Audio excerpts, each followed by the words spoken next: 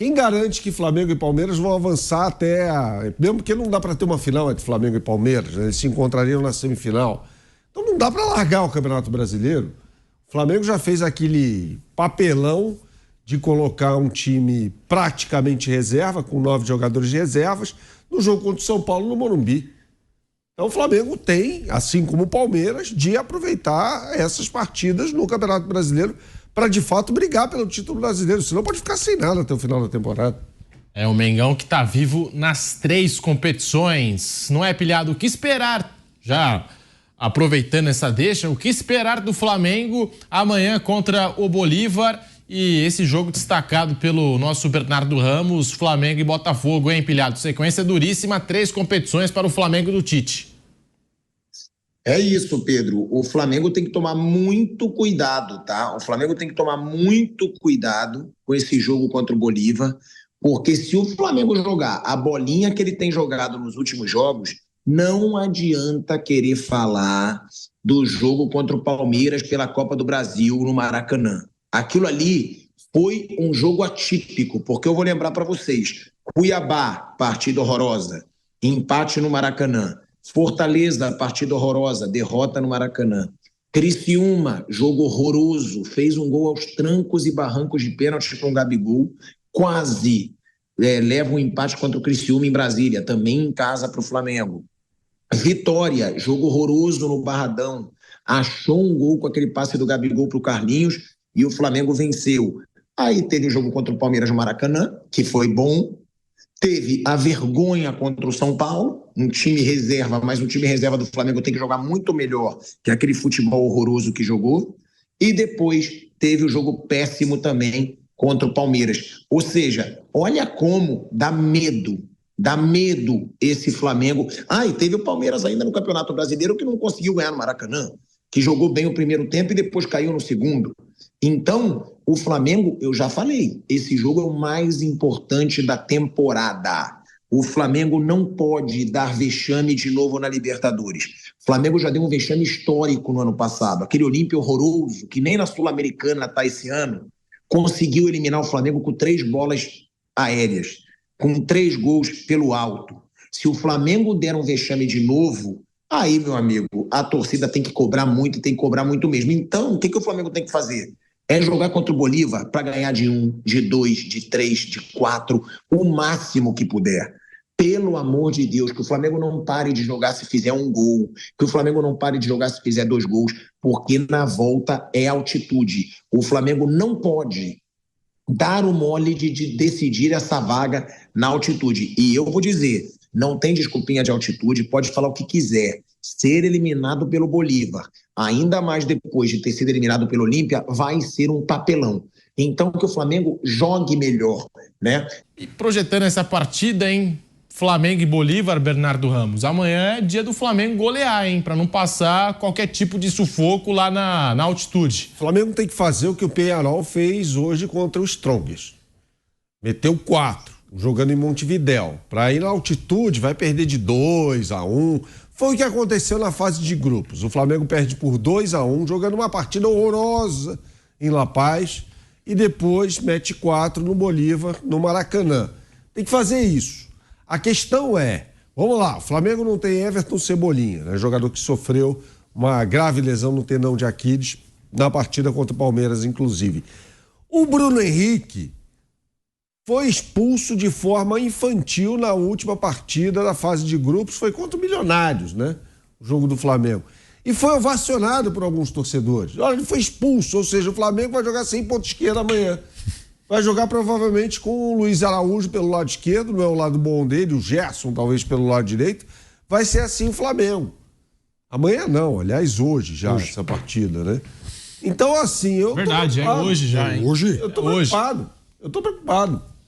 Tô bem preocupado. Pro jogo da volta, o Bernardo, assim, o Flamengo é o 4º time que mais sofre gols de jogadas aéreas. É um negócio impressionante. E o Tite fala que não é jogada aérea, que é bola de retorno, né? Meu Deus. Faça-me o favor, né, Tite? Aí é brincar com a inteligência das pessoas. E lá, aqui não. Aqui eu acho que o Flamengo vai tomar conta do jogo, vai partir pra cima, tentar abrir vantagem. Mas lá, no ar rarefeito, eles vão lançar a bola na área do Flamengo, vão chutar de média a longa distância, e o Flamengo tem que tomar cuidado, porque é um time que vem sofrendo no jogo aéreo.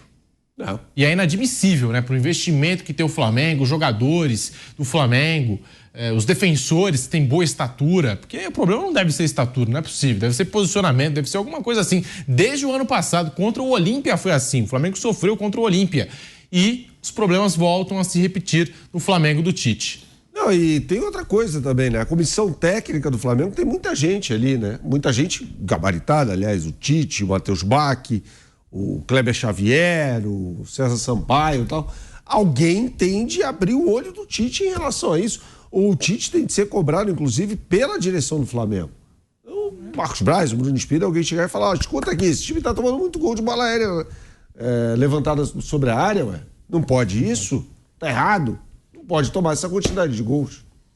Isso é interessante, porque contra o Palmeiras, por exemplo, foram 4. Os 2 que valeram e os 2 que não valeram, mas tudo pelo alto. Tudo pelo alto.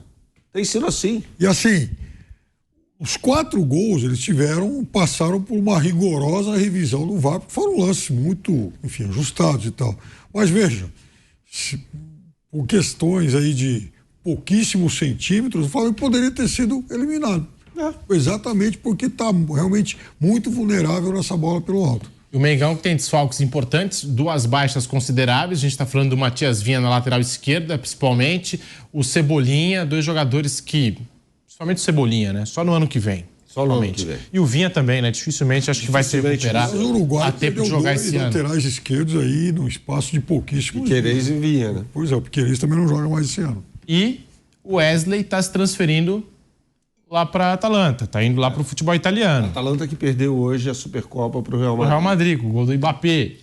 Mas assim, vai ter que repor as peças, porque tem o Varela, mas o Varela é um jogador que é muito convocado, muito acionado pela seleção uruguaia. E estava machucado, né? E na lateral esquerda, o Flamengo já contratou o Vinha justamente para ser, né, um segundo nome, junto com o Ayrton Lucas. Mas agora perdeu o Vinha por lesão. Então vai ter que buscar alguém no mercado aí. E achar lateral bom no mercado não é fácil. Não é fácil. O Flamengo tem 2 bons laterais esquerdos. Eu não consigo botar na conta da falta de planejamento esse problema na lateral esquerda do Flamengo. Não. Porque o Flamengo, nossa, tinha o Ayrton Lucas e trouxe o Vinha. Sim. São 2 jogadores, nossa, seriam titulares aí em qualquer time do futebol brasileiro, né? Então não dá para você falar assim, o Flamengo se planejou mal no que diz respeito à lateral esquerda. Não. O que eu acho inadmissível é um time que tem um clube, né? Não é um time, mas um clube que tem um faturamento de 1,3 bilhão de reais por ano, não tem um lateral direito que tem um futebol parecido, uma capacidade técnica, né? O futebol nunca vai ser parecido, mas uma capacidade técnica semelhante a dos companheiros de meio de campo de ataque.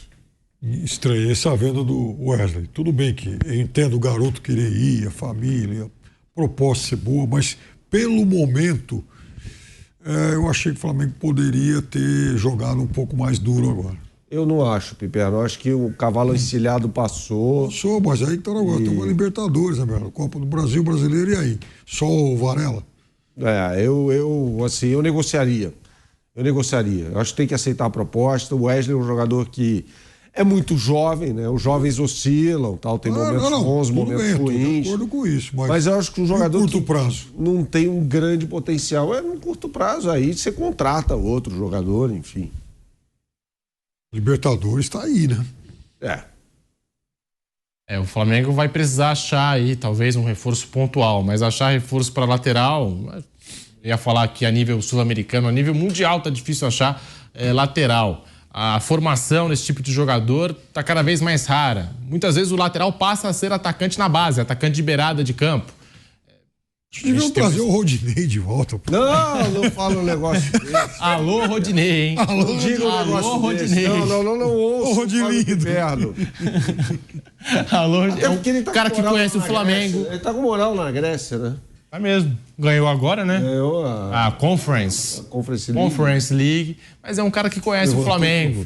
Ele conhece o Mengão, sabe como é vestir essa camisa tão pesada. Tem um monte de gente que conhece o Flamengo lá e que não tem condição de jogar. Então, nossa...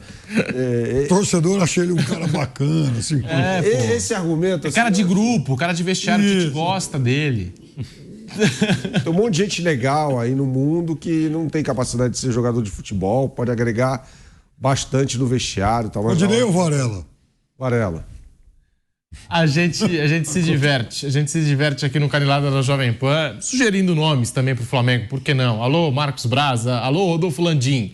Então tá feito o convite, porque... Já ia falar amanhã, mas é hoje, hein? Hoje tem o Flamengo na Libertadores diante do Bolívar, tem o São Paulo contra o Nacional do Uruguai, também parada dura. E a gente vai analisar esses dois jogos aqui no Canelada da Jovem Pan a partir das 23h30, pelas ondas do rádio, no canal do YouTube Jovem Pan Esportes, terminando o jogo do Flamengo, tá? Terminou o jogo do Flamengo, você liga aqui na Jovem Pan, que aí nós... Vamos trazer a melhor resenha pós-jogo para você em todas as plataformas com o Canelada da Jovem Pan. A Pan que transmite esse São Paulo e Nacional e depois Bolívar e Flamengo, Flamengo e Bolívar. Rapidinho aqui, uma rodada de palpites. Começando pelo jogo do São Paulo, Bernardo Ramos. São Paulo e Nacional. Esse jogo é no Uruguai, né? Dá um empate. Bruno Prado. 0-0. Tô achando que o São Paulo ainda ganha lá, 1-0. 1-1. 1-1. Agora Flamengo e Bolívar, rapidinho, Bernardo Ramos. 6-0 Flamengo. Ô, louco, hein? Piperno. 2-1. Tô achando que o Flamengo vai vencer por 3-0. Bruno. 2-0 Flamengo.